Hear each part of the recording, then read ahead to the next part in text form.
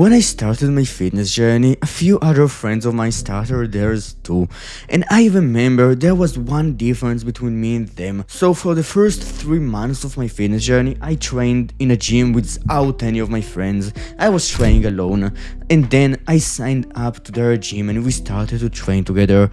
The big difference between me and them was that after 3 months of training, I had seen amazing progress. I will put a photo of me on the screen. On the other side, they didn't. And let's ignore the rule of genetics for a second, because even though they play a role, there was one thing I was doing that they didn't, and I genuinely think that thing has been a massive game changer in my journey.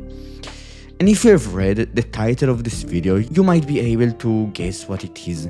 Before I go over it, I want you to realize one thing. There are 2 steps to the process of building muscle. There is inducing muscle damage, inducing hypertrophy, and then there is recovery. In recovery, there are things like diet and stress management, but the most important one of them all, the time that we actually build muscle. Because think of it for a second, we don't build muscle when we are awake and we move our bodies. We tend to do the opposite. We break down muscle tissue, we use force, so we don't build it when we train in the gym. A lot of people used to think that we build muscle when we train in the gym, especially beginners who don't know a lot about the training stuff, and that's absolutely false.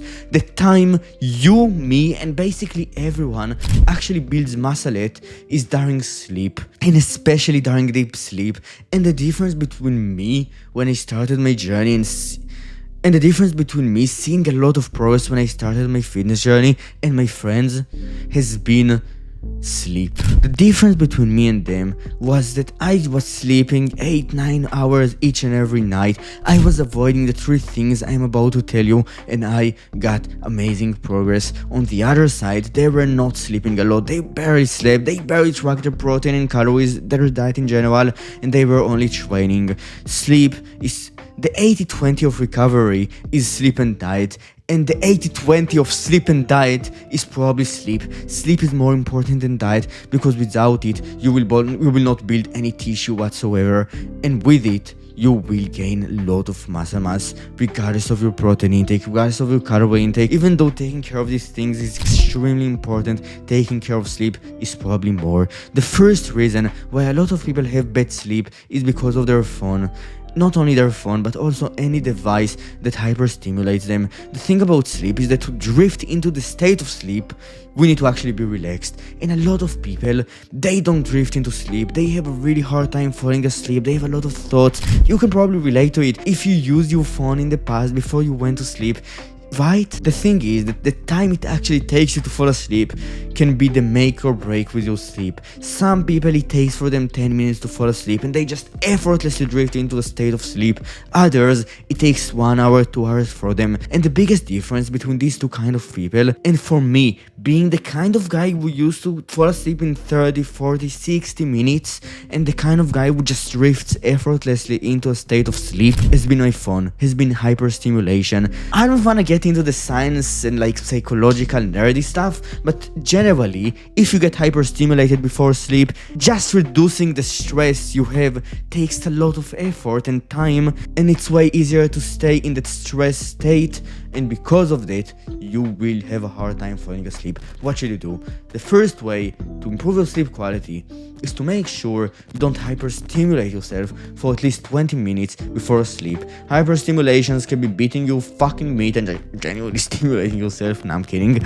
And more importantly, in most cases, it is usually scrolling on shorts from content, watching movies that are watching non-relaxing movies, like watching horror movies, and talking with girls. I would really suggest, if you really care about sleep, and you want to take a good care of sleep that night, don't talk to women for 10-20 minutes before sleep, because that shit is fucking stimulating and it damages sleep. And then there is a second way, and it is to realize that alcohol and caffeine are extremely bad before sleep, and you should not consume them on a regular basis. I don't want to get into science, I don't want to get into the nerdy stuff, you probably know about that shit. Don't fucking consume them before sleep, and especially alcohol, because you cannot really reach a state of deep and REM sleep with alcohol in your system. You might be able to, I don't know the exact ins and outs of the science, but it damages it significantly. And then there is a third way. The third way to improve sleep quality is to realize it is actually important to allocate enough time for it, because a lot of people who realize the benefits of sleep, who know it is important, don't allocate enough time for it. And then when you will see the results, you will effortlessly fall asleep and allocate enough time to sleep. But until you get there will be a transition period in which you will need to use discipline to go and sleep at the right times each and every night. Because without the transition period, you will stay stuck having bad sleep until you realize, and you will realize when you're there, that sleep is important, that you should take care of it. Until you will actually see the benefits, you won't go to sleep at good times as your baseline of behavior. It will take time, it will take discipline, but once you will be there, it will be amazing. And that's basically it. Bye.